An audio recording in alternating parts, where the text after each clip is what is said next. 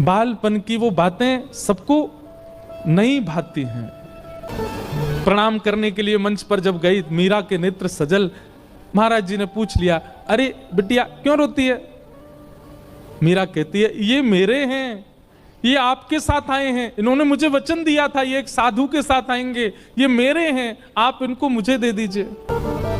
कोई अपने ठाकुर कैसे दे सकता है किसी? वो भी पूजा के ठाकुर जी हो तो दिए भी जाएं, लेकिन जिनसे स्नेह प्रेम के लाड़ के ठाकुर जी, वो किसको कैसे मिल जाएंगे?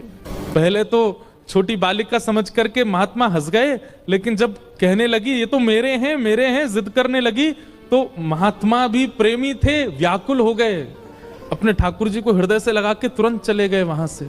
मीराबाई कहने लगी, संत बुरे नहीं है, माता पिता बुरे नहीं है, आप ही मेरे पास आना नहीं चाहते हो।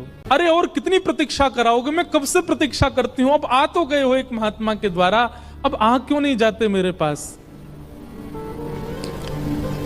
मां डांटती है, पिताजी डांटते हैं, सब घर के लोग समझाते हैं, पर मीरा की एक अलग जिद है। एकांत में बैठी रहती है, ना खाती है, ना पीती है, ना खेलती है, बस चिंतन करती है और रोती रहती है।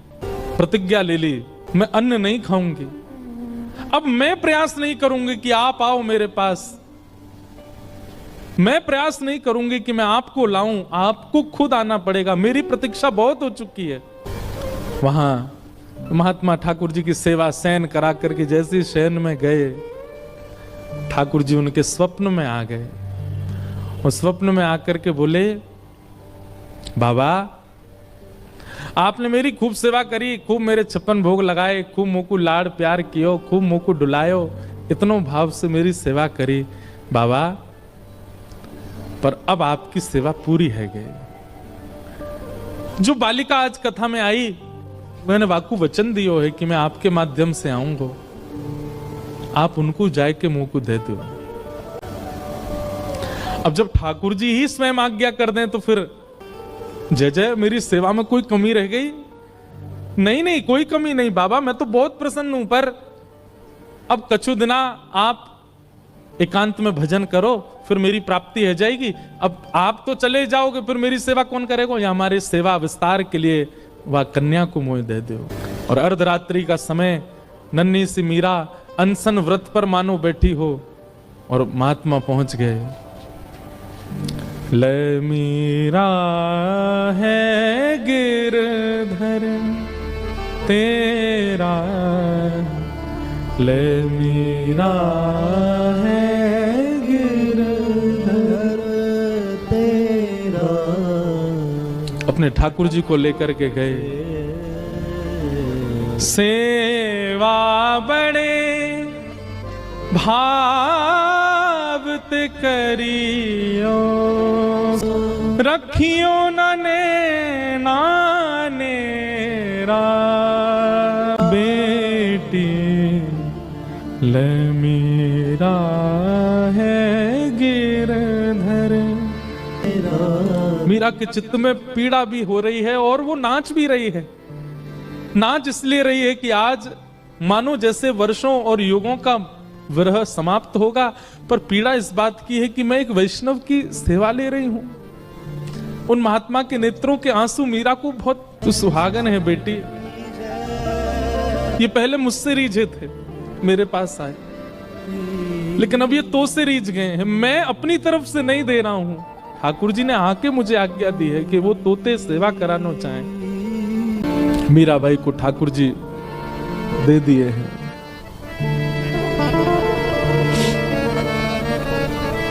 चले गए महात्मा। ये ठाकुर जी का नियम है बंधुओं, एक को संयोग देते हैं तो जिसको संयोग दे रहे हैं मानो किसी को वियोग देके आए, और जिसको संयोग दिया है वो तैयार रहे, एक दिन वियोग मिलेगा। बस आनंद में रहती है, प्रसन्न रहती है, झूमती रहती है, मानो अब इससे बड़ा सुख उनके जीवन में और कुछ नहीं है, आनंद है। और तभी एक अवस्था हो गई मीराबाई की, प्रेम तो चित्त में खूब है, परंतु एक संकट का एक मानो बादल मंडरा रहा था मीराबाई के ऊपर। क्यों? अब पिता, घर के सब बड़े सदस्य और राव दूधा जी तो पधार चुके हैं। मीरा बहुत रोई जब दादाजी गए, क्योंकि वही थे जो भक्ति मार्ग में लेके आए मीरा को।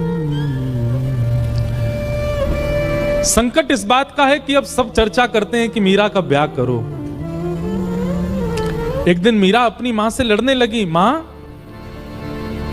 आप मेरा किससे ब्याह कर रही हैं? अरे मेवाड़ के राजा, मेवाड़ के राजकुमार राजा भोज, तुम जानती हो उनका पराक्रम, तुम जानती हो उनका बल, तुम जानती हो उनका ऐश्वर्य। अपनी मां से मीरा कहती है, तो फिर ये कौन है जिनको बचपन में आपने मेरा बींद बताया था? अरे बालापन की बात है, बचपन में ऐसी तू जिद कर रही थी इसलिए बोला। बोले मां आपने तो ऐसे ही बोल दिया, परंतु मैं तो चित्त में घर करके बैठी हूं कि यही मेरे बींद हैं और मेरा स्वभाव व्यवहार सब कुछ वैसा ही है। आप अपनी बात से कैसे मुकर सकती हैं मां? चुपचाप तैयार हो जा, तुझे देखने वाले आ रहे हैं। कौन समझे विरह वेदना। मीराबाई बैठी है अपने ठाकुर के सामने, मंदिर में ही बैठी है, कुछ विशेष श्रृंगार नहीं किया है। तभी भोजराज और पूरा परिवार सब आए, इच्छा प्रकट की कि एकांत में मीरा से बात करना चाहते हैं। मीराबाई बोली, मेरे लिए तो एकांत मेरे ठाकुर जी का स्थान है, जो बात करनी यहीं बैठ के कर लो। सब चर्चा हुई, मीराबाई ने स्पष्ट कर दिया, एक पत्नी जो धर्म का निर्वहन करती है, अगर वो अक्षा आप मुझसे रखते हैं और मुझसे ब्याह करना चाहते हैं, तो मैं पहले ही आपको स्पष्ट कर दूं कि मैं उन सब धर्म के निर्वहन में बिल्कुल अपूर्ण हूं। आप अपने परिवार में सबसे कह दीजिए मैं उस योग्य हूं नहीं, वो तो मेरे परिवार वाले चाहते हैं, इसलिए मैं आपसे चर्चा कर रही हूं। नहीं तो एक स्त्री का जो धर्म होता है पति के प्रति, ससुराल के प्रति, उन सबको, मैं तो अपने घर के प्रति कोई धर्म नहीं निभा पाती एक पुत्री का, इसलिए मैं आपसे पहले ही स्पष्ट कर देती हूं कि एक पत्नी का धर्म मैं नहीं निभा पाऊंगी। भोजराज का उत्तर सुनने लायक है। बंधुओं, मीराबाई का जिनसे ब्याह हुआ वो अत्यंत कुलीन भाव के हैं। उन्होंने कहा मुझे मंजूर है, मैं भी नहीं आपसे अपेक्षा रखता हूं कि आप पत्नी धर्म का निर्वहन मुझसे करें।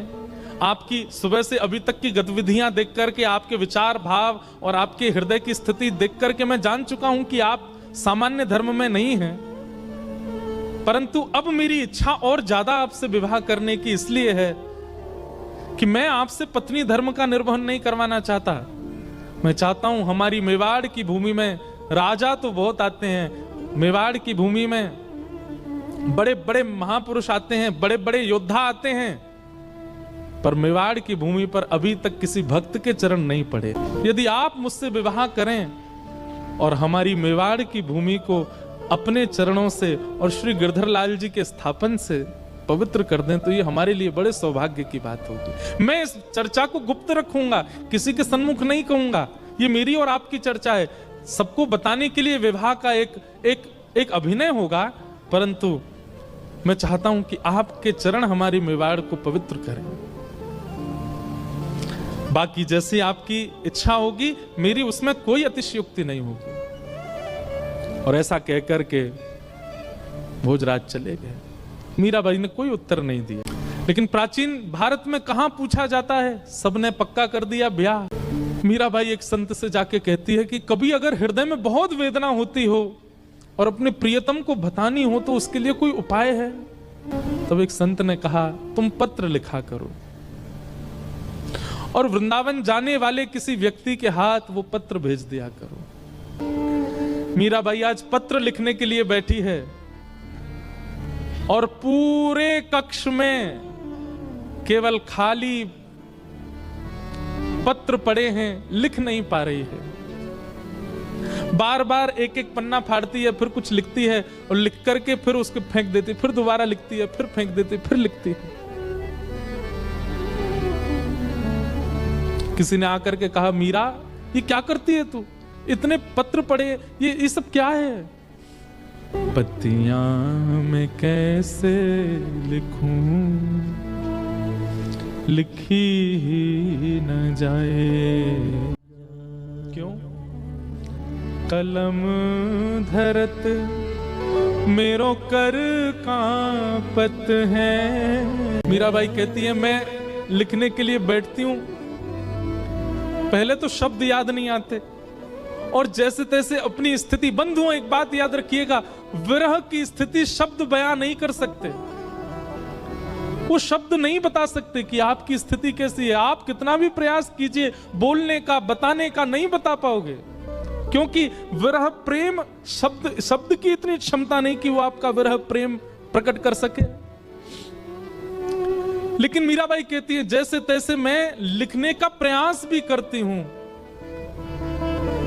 कलम धरत मेरो कर कांपत है, और जैसे तैसे लिख भी देती हूं, इतने नेत्रों से अश्रु गिरते हैं कि जो लिखा सब बह जाता है। पतियां में कैसे लिखूं, लिखी ही न जाए। घड़ी आई विवाह की, पूरा मेड़ता सजा है, परंतु होने वाली दुल्हन, उसके मुख पर बिल्कुल प्रसन्नता नहीं। मीराबाई ठाकुर जी के सामने बैठकर के केवल इतनी प्रार्थना करती है, मैं देह और आत्मा को अलग मानती हूं। मैं जानती हूं देह की क्रिया आप स्वीकार नहीं करते। देह भले ही कोई और वर्ण करके ले जाए, कम से कम आत्मा आपकी है, ये स्वीकार करके मुझे कैसे भी बता दीजिए कि आपने मुझे स्वीकार कर लिया। मुझे और कुछ नहीं चाहिए। अन्य से देह का विवाह हो, उससे पहले पहले आत्मा का आपसे विवाह हो जाए। हे ठाकुर जी, मैं और कुछ नहीं मांगती आपसे। रात्रि में मीरा रोते रोते सोई हैं और तभी स्वप्न में श्री ठाकुर जी पधारे और मीराबाई के साथ स्वप्न में ही विवाह संपन्न हो गया। ठाकुर जी ने विवाह किया। प्रातः काल का समय, पूरे घर में शादी की तैयारियां चल रही हैं।